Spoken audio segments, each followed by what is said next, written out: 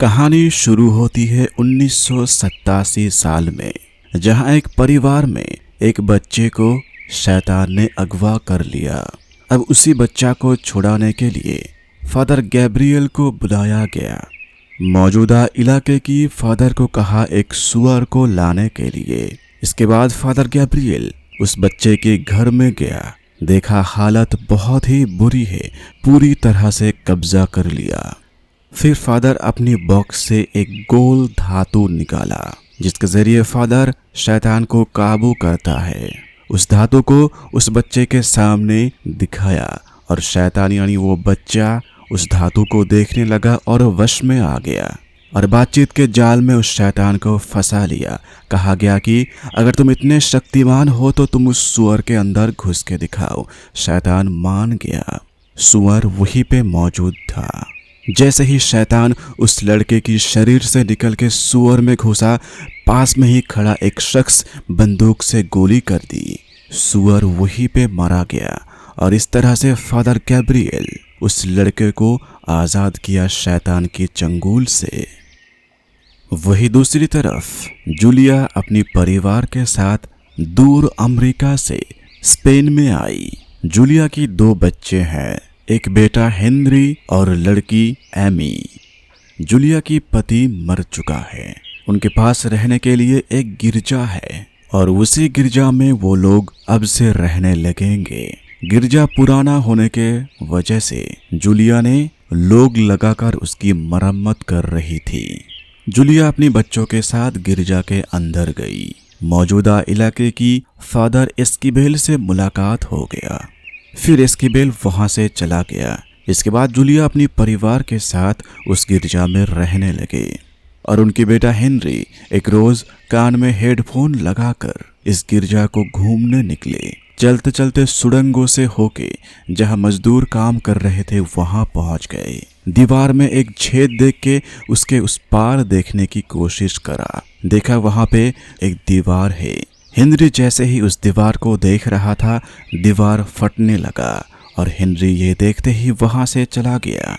इसका मतलब यह है जो शैतान था वो हेनरी के शरीर में कब्जा कर चुका है, क्योंकि शैतान उस लड़के के ऊपर कब्जा करता है जो मन की ओर से बहुत ही नर्म होता है। जूलिया अपने कमरे में बैठ के कुछ पढ़ रही थी। उसी दौरान कुछ आवाज़ें सुन के घर से निकल के सीधा हेनरी की घर में जा पहुंचा। देखा हेनरी सो रहा था। जूलिया घर से निकल गई। जूलिया घर से निकलते ही हेनरी की आंख खुल गई, यानी हेनरी के शरीर में शैतान पूरी तरह से कब्जा कर चुका है। और इसी समय इसी गिरजा के सुड़ंग में मजदूर काम कर रहे थे। दीवार में उसी छेद को देखने की उत्सुक पर एक मजदूर जैसे ही आग जलाई तभी वहां पे विस्फोट हुआ। दोनों आदमी वहीं पे मारा गया और इसी वजह से जो कंपनी वहां पे काम करवा रही थी मजदूरों को देकर वो काम बंद कर दिया। ठीक इसी दौरान हेनरी अपने बिस्तर में छटपटाने लगा।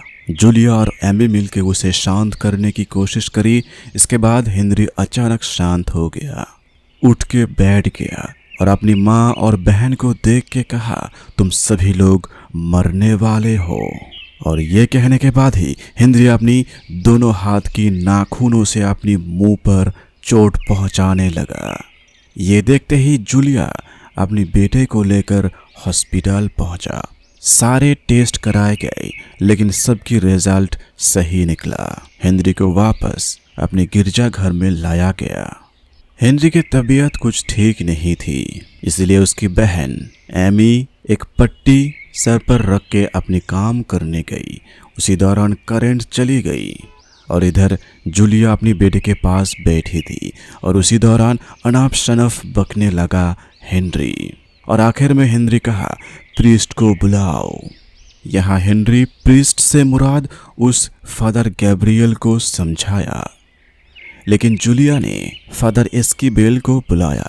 एस्किबेल जैसे ही दरवाज़ा खोल के घर की तरफ बढ़ा तभी शैतान अपनी शक्ति के जरिए उसे बाहर फेंक दिया। कहा, असली प्रीस्ट को लाओ।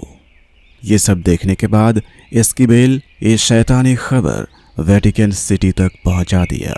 वेटिकन सिटी में जो सबसे हाई लेवल की पोप थी, उनके साथ फादर गैब्रियल की अच्छी संबंध थी। हाई पोप ने फादर गैब्रियल को स्पेन की गिरजाघर में घटा उस घटना के बारे में बताया। वहां पे पहले भी शैतान कब्जा कर चुका था, अब तुम्हें ये काम संभालना होगा। काम मिलते ही गैब्रियल अपनी स्कूटी लेकर निकल पड़ा उस गिरजाघर की तरफ। सफर खत्म करके गैब्रियल गिरजाघर की प्रांगण में पहुंच गया। देखा ये गिरजाघर बहुत ही पुराना है। एस्कीबेल फादर गैब्रियल को स्वागत किया। एस्कीबेल को लगा ही नहीं था कि वेटिकन सिटी फादर गैब्रियल को भेजेंगे। फिर फादर गैब्रियल जूलिया से बातचीत करा, आश्वासन दिया कि मैं तुम्हारी बेटा को बचा लूंगा। गैब्रियल हेनरी के घर में घुस गया। प्रवेश करने के बाद ही हेनरी अपनी आंख खोल दिया। फादर गैब्रियल उसी धातु को निकल के हेनरी की आंखों के सामने घुमाने लगा, लेकिन इस बार घटना घटा पूरा उल्टा। हेनरी की आंखों में एक और आंख है, यानी शैतान की आंख है, बाहर आया। ये देखते ही गैब्रियल समझ गया कि ये शैतान बहुत ही शक्तिशाली है। फिर उस शैतान यानी हेनरी से बातें करने लगे। हेनरी के मुंह से शैतान बात कर रहा था, मैं तुम्हें बर्बाद कर दूंगा गैब्रियल, मैं तुम्हारे बारे में सब जानता हूँ, तुम मुझे भगा नहीं सकते क्योंकि तुम भी पापी हो। गैब्रियल तब कहा, मेरा कोई एक पाप के बारे में बताओ। शैतान तभी उसकी दिमाग से खिलवाड़ करके बहुत ही पीछे अतीत की एक पाप के बारे में स्मरण दिया। जहां गैब्रियल जवान था, एक युद्ध में हिस्सा ली थी, जहां पे गैब्रियल के सारे साथी मारे गए थे और इसी दौरान गैब्रियल युद्ध की मैदान से भाग गया था और यही उसकी पाप थी।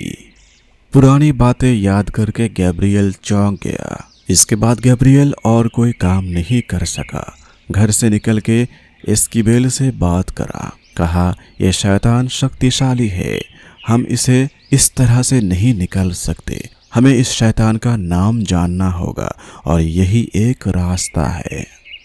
फिर गैब्रियल जूलिया से बातचीत करा, उसे सवाल पूछा कि हेनरी कैसा लड़का है। जूलिया वही बातें बताई। हेनरी ने अपने पिताजी को अपनी आंखों के सामने मरते देखा और उसका दिल बहुत ही नर्म है और शांत स्वभाव की है। गैब्रियल समझ गया यह शैतान क्यों हेनरी के ऊपर कब्जा किया।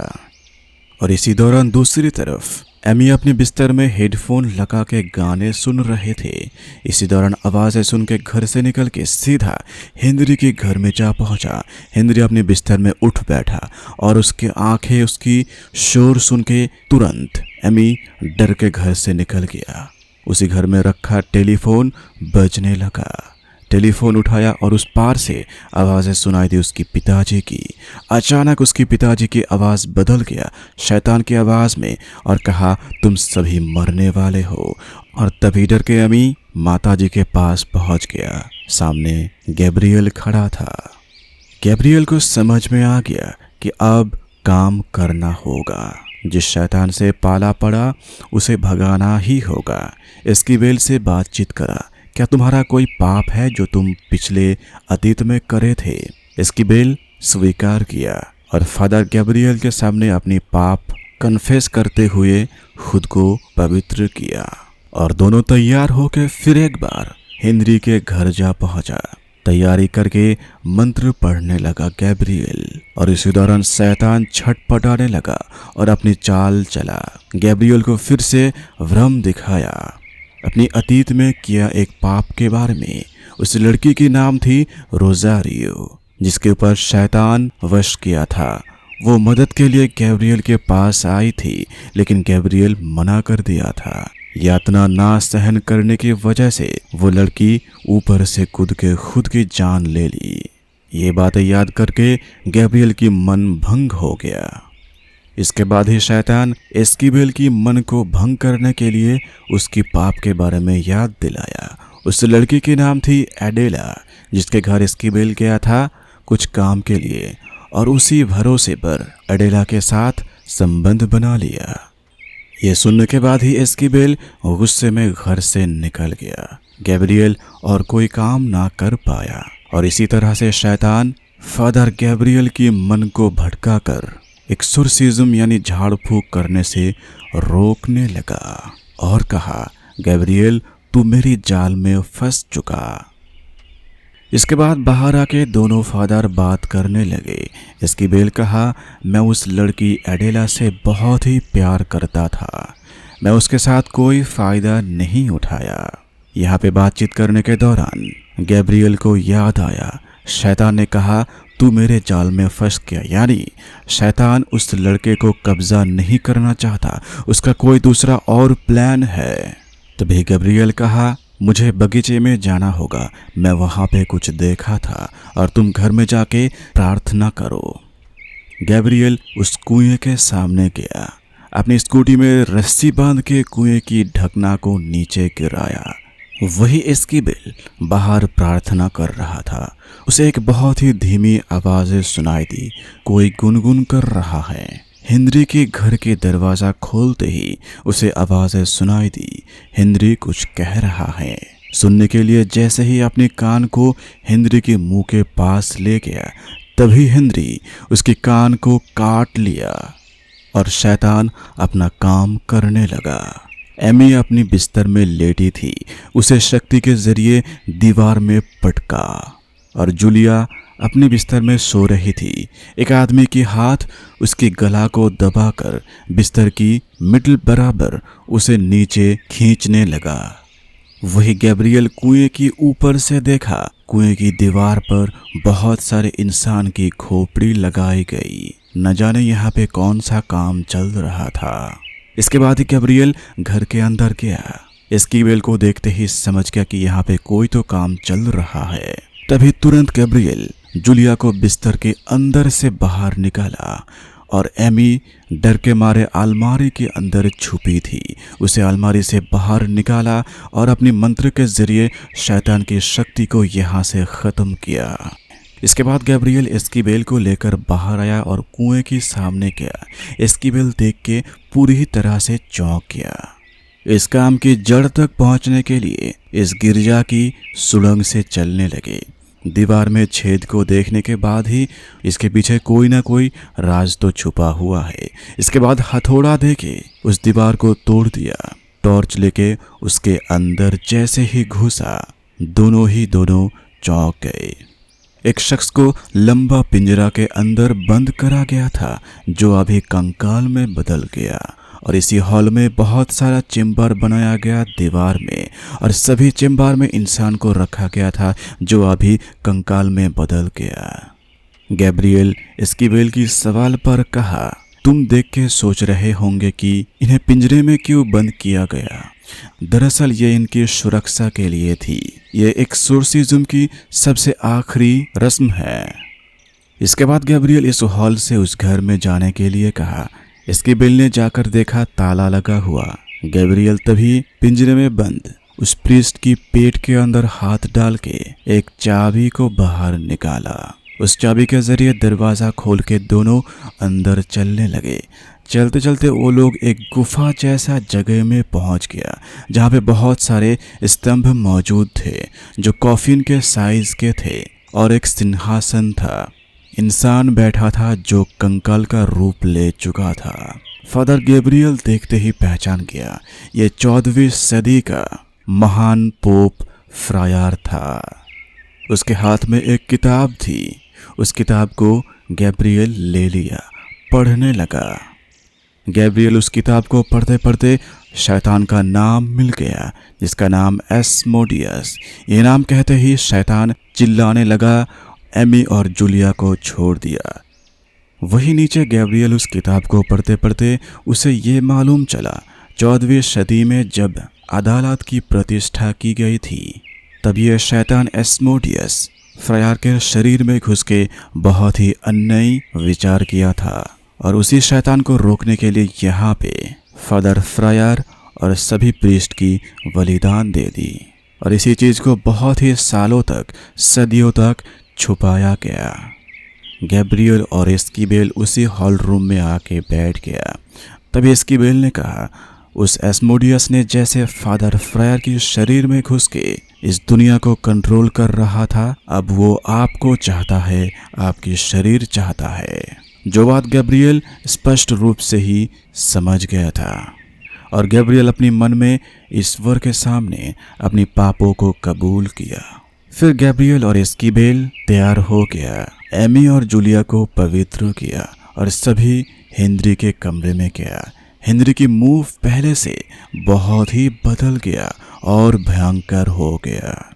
गैब्रियल मंत्र पढ़ने लगे और इसी मंत्र के जरिए शैतान चीखने लगी। शैतान फिर से गैब्रियल और एस्कीबेल को अपने पापों की याद दिला दी ताकि वो अपना काम ना कर सके, लेकिन गैब्रियल अच्छी तरह से समझा दिया था। तभी शैतान अपनी दूसरी चाल चली। एमी की शरीर के ऊपर शैतान वश किया और एमी अपनी माता को लेकर मारने लगी और वही दूसरी तरफ गैब्रियल को दीवार में सटा दिया और एस्कीबेल की माफलर को उसके गले में लटका के टांग दिया। और शैतान गैब्रियल की सर पकड़ के कहा, अब समय आ चुका है अपना शरीर मुझे देने की, जल्दी फैसला कर। गैब्रियल के सामने और कोई रास्ता नजर नहीं आ रहा था। तभी गैब्रियल राजी हो गया। शैतान तुरंत गैब्रियल के शरीर में समा गया। हेनरी अपने स्वाभाविक रूप में वापस आया। एस्कीबेल फादर गैब्रियल के सामने आते ही गैब्रियल कहा, तुम जल्दी इन परिवार को यहाँ से भेज दो। एस्कीबेल जूलिया और उसकी संतानों को गाड़ी में बिठाकर यहाँ से चलने को कहा। वही गिरजाघर के अंदर अपने शरीर को शैतान को सौंपने से पहले फांसी लगाकर आत्महत्या करने की कोशिश की, लेकिन शैतान ये करने नहीं दिया और चलने लगा उसी गुफा की तरफ। गैब्रियल की चारों तरफ लाल पंछियां मंडराने लगी। इसके बाद एस्कीबेल गैब्रियल को ढूंढते ढूंढते उसी गुफा में आ पहुंचा।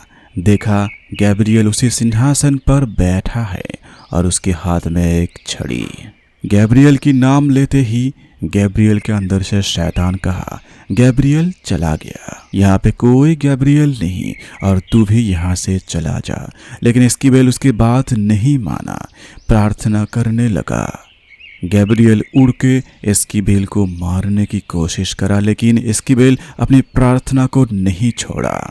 शैतान गैब्रियल के शरीर से अलग हो गया, लेकिन शैतान अपनी दूसरी चाल चला। इस बार शैतान रोजारियो नाम की लड़की की रूप लेकर गैब्रियल की गला दबाने लगा और एस्कीबेल को मारने के लिए एडेला खून से लथपथ हुई मारने लगी। एस्कीबेल तभी अपनी जेब से पवित्र धातु एडेला की माथे पर रखते ही वो भस्म हो गया और एक क्रॉस शैतान रोजारियो की सिर में रख के उसे दूर फेंक दिया। शैतान रोजारियो यानी शैतान सामने छोटा सा पानी में जाके गिरा और उसी पानी में नरक की आग उसे खींचने लगी। इसके बाद गैब्रियल और एस्कीबेल अंतिम मंत्र पढ़ा और इसी मंत्र के जरिए नरक की आग शैतान को फिर से अपनी घर ले चला। और इसी तरह से गैब्रियल और एस्कीबेल एक बहुत ही खतरनाक शैतान को इस पृथ्वी से फिर से नरक में वापस भेज दिया।